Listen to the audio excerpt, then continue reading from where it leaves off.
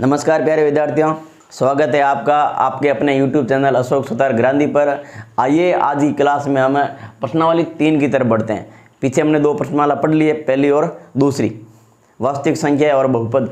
अब आज प्रश्नमाला पढ़ेंगे 3 और उसका नाम है 2 चर वाले रेखिक समीकरण युग्म। देखो 2 चर वाले रेखिक समीकरण युग्म क्या होते हैं और आपकी इस प्रश्नावली 3 के अंदर कक्षा 10th क्या क्या इसमें दे रखा है, यानी 2 चर वाले रेखिक समीकरण युग्म के अंदर हमें किन किन विधियों से इस प्रश्नमाला को हल करना। तो आइए आज की क्लास में हम इस प्रश्नावली 3 का बेसिक पढ़ेंगे, सामान्य परिचय। इधर देखो क्या दे रखा है, 2 चर। देखो चर और अचर के बारे में पीछे वाली क्लास में हमें बात की थी ना। देखो चर और अचर, चर और अचर ये क्या होता है, इन दोनों के बारे में बात की थी। यानी ये एक्स वाई जेड ऐसे कुछ भी मान सकते हो और इसमें आप 1 2 3 ऐसे। ये चर और अचर के बारे में हम पीछे वाली क्लास में बात कर चुके हैं। अब आप ऐसे समझो, इसमें ये दे रखा 2 चर, यानी इसमें चर होंगे, वो होंगे कितने, 2 होंगे। 2 चर वाले रेखिक समीकरण। अब रेखिक समीकरण क्या होता है और युग्म क्या होता है, तो ऐसे देखो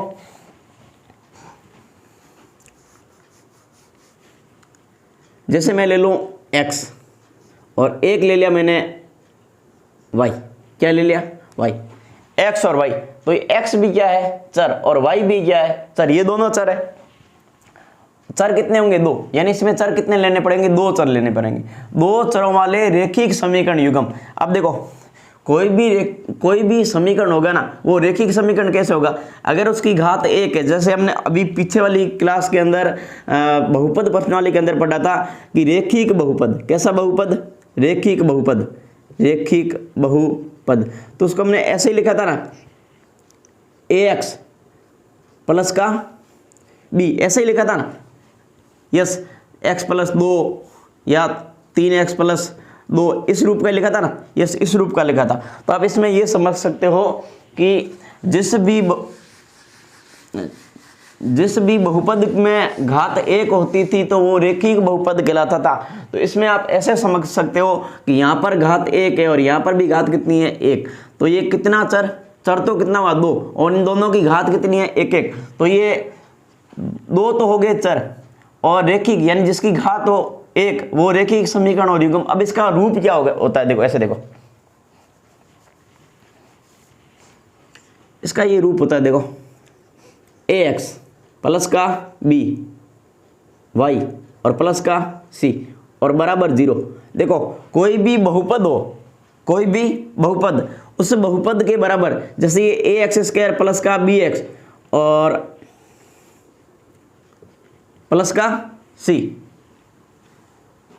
ax² प्लस का bx प्लस का c, ये तो आपका क्या कहलाता है, बहुपद। अब देखो इसमें आपके रेखिक समीकरण युग्म में समीकरण कैसे कहलाएगा, जैसे कोई भी आपका बहुपद दे रखा हो उसके बराबर अगर 0 लगा दे या कुछ डिजिट ऐसे आ जाए, जैसे x प्लस 2 और यहाँ भी ऐसे आ जाए x प्लस 3, तो बीच में किसका चिन्ह लगा है, बराबर का, तो ये आपका समीकरण का रूप कहलाएगा। किसका रूप कहलाएगा, समीकरण का रूप कहलाएगा। तो इसको लिखो ऐसे, देखो एक बार सामान्य परिचय के रूप में थोड़ी बात कर लो, फिर आपको व्यवस्थित रूप से लिखाऊंगा। और देखो जैसे मैंने लिखा 2x प्लस 3y और प्लस मैंने लिख दिया 4 और बराबर क्या लगा दिया, 0। बताओ देखो ये a b और c, देखो ये a b c ये तो कहलाएगी वास्तविक संख्या। अब इसमें चर कितने हैं, 2। एक तो चर है x और दूसरा चर क्या है, y। तो ये 2 चर वाला क्या बन गया, रेखिक समीकरण बन गया। बराबर में 0 लग गया ना, बराबर लग के क्या लग गया, 0 लग गया। तो ये आपका कहलाएगा समीकरण कहलाएगा। अब कितने चर, 2 चर वाला कैसा समीकरण, रेखिक समीकरण। रेखिक समीकरण क्यों है, क्योंकि इन दोनों चरों की घात कितनी है, 1 1 है। अब युग्म कैसे होगा, तो कोई दूसरा ले लो। देखो जैसे 3x प्लस का 4y प्लस का 6 और बराबर क्या हो गया, 0। अब इसकी भी देखो, इसमें भी चर कितने, इसमें भी 2 चर, इसमें भी कितने चर, 2 चर, और चर की घात कितनी है, 1 1 घात है। तो ये क्या हो गया, 2 चर वाला रेखिक समीकरण। ये भी रेखिक समीकरण है और ये भी रेखिक समीकरण है। अगर इन दोनों रेखिक समीकरणों को मिला दे तो इन दोनों रेखिक समीकरणों को क्या कहेंगे, युग्म कहलाएंगे। क्या कहलाएंगे, युग्म कहलाएंगे। ये भी दो चर वाला रैखिक समीकरण है, ये भी दो चर वाला रैखिक समीकरण है। अगर इन दोनों की बात करें तो इन दोनों का क्या हो गया, युग्म हो गया, दो चरों वाले रैखिक समीकरण युग्म। अब देखो इन युग्म के माध्यम से देखो प्रश्नों को हल करना होता है। आपके सामने दो चरों वाले रैखिक समीकरण युग्म दे रखा होगा हमेशा हमेशा के लिए, तो आपको क्या करना है, इनको आपकी कक्षा 10 की जो पुस्तक है उनके अनुसार इनको कुछ विधियों से हल करना पड़ेगा। जैसे नॉर्मल सी बात करें तो इसको देखो, एक तो ग्राफी विधि से हल कर सकते हैं, और बीज गणित के अंदर आए तो बीज गणित के अंदर हम इसको किससे, विलोपन से कर सकते हैं एक तो, दूसरा इसको प्रतिस्थापन से भी कर सकते हैं, और एक तीसरी विधि का नाम है वज्र गुणन विधि, उन तीनों से कर सकते हैं। तो देखो इसको समझ तो आप गए होंगे। देखो आपको सिर्फ इतना ही समझना है कि ये है क्या, दो चर, ये लो दो चर, कैसा समीकरण, रैखिक समीकरण। क्यों, क्योंकि इसकी घात कितनी है, एक। अगर घात एक हो, घात एक हो तो रैखिक, घात दो हो तो द्विघात, और घात तीन हो तो त्रिघात। ऐसा ही होता है, यस ऐसा ही होता है। तो आप इसको देखो ऐसा सही लिख लो, ये मैंने समझाने के लिए लिखा था कि चर और अचर, पीछे क्लास में बात की थी, चर एक्स वाई जेड ये आ गया और अचर के अंदर संख्या ये आ जाएगी। अब इसमें दो चरों वाले के रूप में ये आपको समझा दिया है। अब आप इसको व्यवस्थित रूप से थोड़ा लिख लो। देखो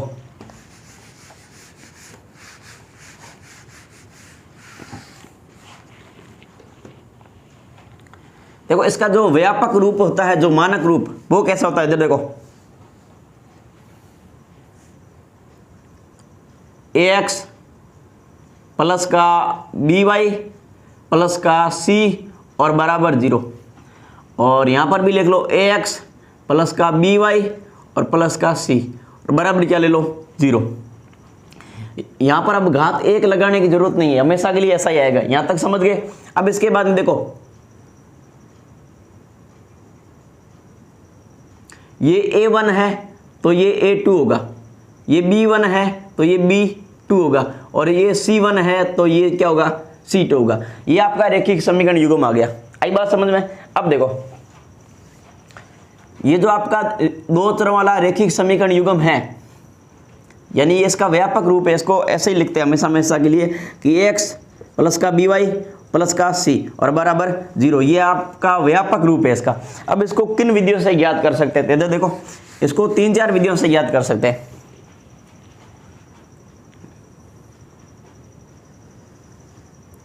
एक तो आपकी इसमें होगी ग्राफी विधि। कौन सी विधि, ग्राफी विधि, ग्राफीय विधि। और ग्राफी विधि को आलेख की विधि भी कहते हैं। आलेख या ग्राफ एक ही बात है। आई बात समझ में। और एक इसी के अंदर होती है आपकी बीज गणित, बीज गणित विधि से, बीज गणित। कैसे गणित, बीज गणित। अब इसके अंदर आपकी 2-3 विधियां लगती है, 3 विधियां।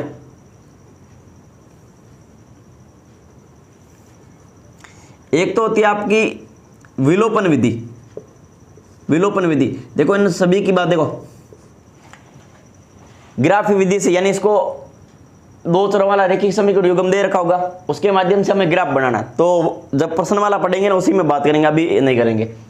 ग्राफी विधि आपको अच्छे ढंग से समझा दूंगा। उसके बाद में आपकी ये बीज गणित आ गई। बीज गणित के अंदर कौन कौन सी विधि है, तो बीज गणित के अंदर आपकी 3 विधि। एक तो विलोपन विधि, और एक होगी आपकी प्रतिस्थापन विधि, प्रतिस्थापन विधि, प्रतिस्थापन विधि, और एक होगी आपकी वज्र गुणनखंड विधि, वज्र गुणन विधि। अब देखो ये तीनों विधि क्या होती है, थोड़ी थोड़ी बात कर लेते हैं, बाकी जब सवाल करेंगे ना प्रश्न वाला में तभी समझेंगे। देखो विलोपन विधि के अंदर क्या होता है, आपका ये रैखिक समीकरण युग्म दे रखा होगा ना, तो इसमें से आपको दोनों में से या इस वाले भाग को या इस वाले भाग को आपको समान करके उसको काटेंगे, तो एक पक्ष विलोपन हो जाएगा, तो उसमें से एक का मान निकाल के फिर समीकरण के रूप में रखेंगे। और ये प्रतिस्थापन विधि, एक समीकरण का मान दूसरी समीकरण में रखेंगे, और ये वज्र गुणन बराबर में दे रखा होगा, उसको सीधा वज्र गुणा करके उसका आंसर निकालने का प्रयास करेंगे। ये तो हो गई आपकी विद्या। अब इसको ग्राफी विधि में कुछ आपके हल होते हैं। हल कैसा है, संगत है, असंगत है, रेखा प्रतिच्छेदी है, समांतर है, ऐसा कुछ लिखा होता है। तो उसको किस हिसाब से करेंगे वो समझो। इधर देखो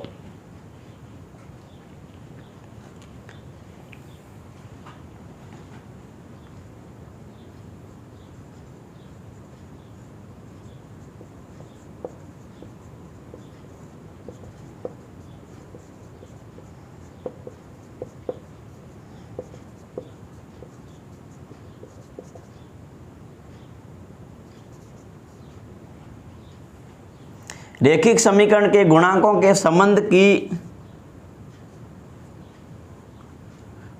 रैखिक समीकरण के गुणांकों के संबंध में हल की जो प्रकृति होती है ना, प्रकृति, उसको किस हिसाब से ज्ञात करते हैं? तो हल की प्रकृति निम्न प्रकार से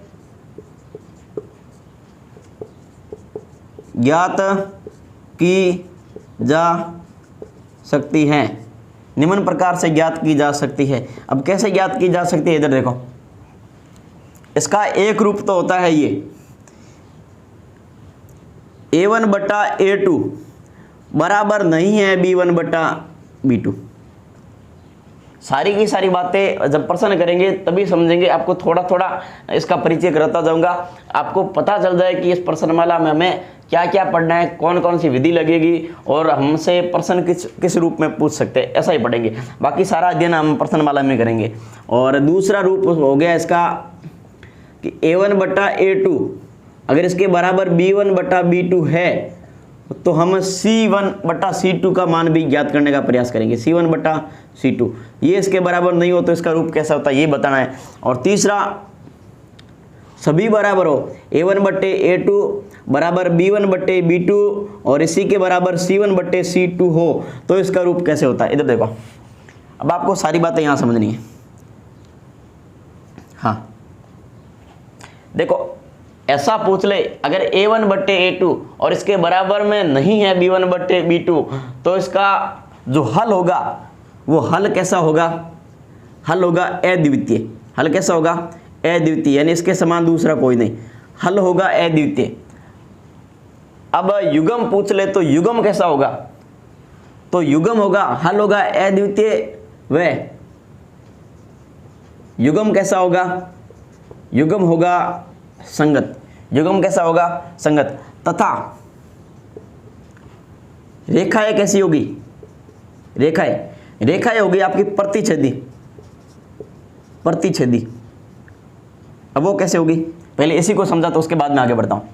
अगर a1 बट्टा a2 बराबर नहीं है b1 बट्टा b2 ऐसा आ जाए तो आपके जो ग्राफ का हल होगा वो अद्वितीय होगा, यानी x और y का मान इसके अलावा और कुछ भी नहीं हो सकता।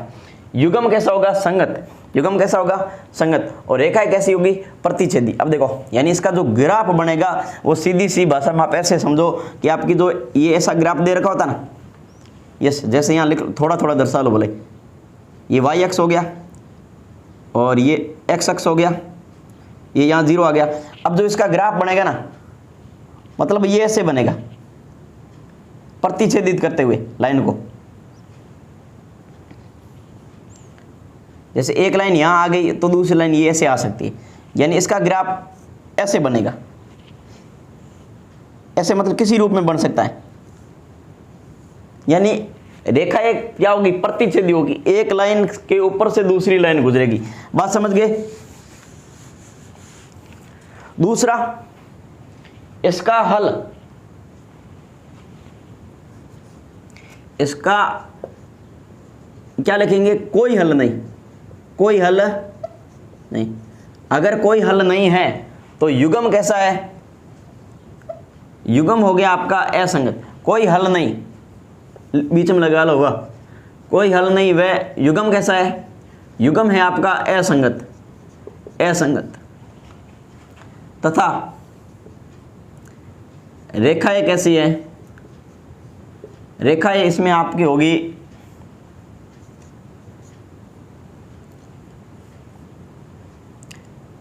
समांतर। रेखाएं कैसी होगी? रेखाएं होगी समांतर। और एक तीसरा ले लो, इसमें क्या होंगे?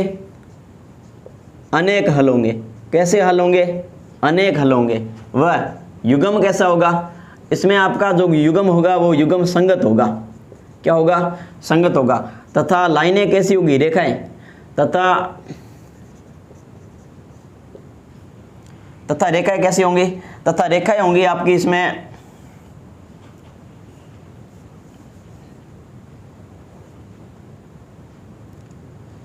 संपत्ति। रेखाएं होगी संपत्ति। इधर देखो,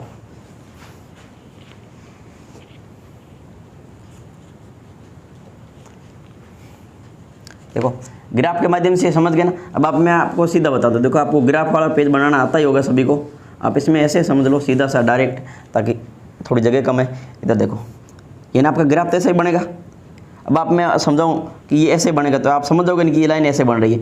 तो मैं आपको सीधा सा यहाँ बता रहा हूँ डायरेक्ट सिंबल कैसे, कि अगर a1/a2 बराबर नहीं है b1/b2 तो उसका हल तो होगा अद्वितीय, युग्म होगा, संगत होगा और रेखा होगी प्रतिच्छेदी, यानी इसका जो ग्राफ बनने वाला है वो ऐसे बनेगा। आई बात समझ में। अगर a1/a2 बराबर नहीं है b1/b2 और सॉरी a1/a2 और इसके बराबर में है b1/b2 और तीसरा इसके बराबर नहीं है c1/c2 तो इसका कोई हल नहीं होगा और युग्म कैसा होगा, असंगत होगा। और रेखाएं कैसी होगी, रेखाएं होगी समांतर। समांतर का मतलब ये दोनों समांतर चलती रहेगी, आपस में कभी नहीं मिलेगी। आई बात समझ में। और तीसरा हो गया a1/a2 इसके बराबर है b1/b2 और b1/b2 के बराबर में है c1/c2 तो इसका होगा अनेक हल। हल कैसे होंगे, अनेक होगा। और युग्म कैसा होगा, संगत होगा। और रेखाएं कैसी होगी, संपाती होगी। संपाती का मतलब हो गया ये कि एक समीकरण का मान रखा, लाइन बनी आपकी ऐसे, दूसरी समीकरण का मान रखोगे तो भी आपकी लाइन बिल्कुल इसके ऊपर बनेगी, इसके ऊपर बनेगी। तो ये लाइनें कैसी हो गई, समांतर। मैं इसको थोड़ा ऐसे गहरा कर दूं, आप समझ जाओगे कि ये लाइन इसके ऊपर से गुजरी है। आई बात समझ में। लाइन कैसी होगी, संपाती होगी।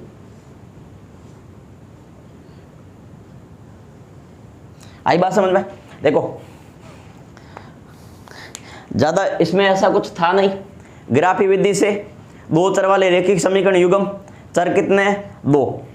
रेखी कैसे हुआ, क्योंकि इसमें चर और अचर की घात कितनी होगी, 1। समीकरण कैसे हुआ कि इसके बराबर में 0, जैसे इसको इस रूप में भी दे सकता है, ये सी वाला भाग उधर दे सकता है।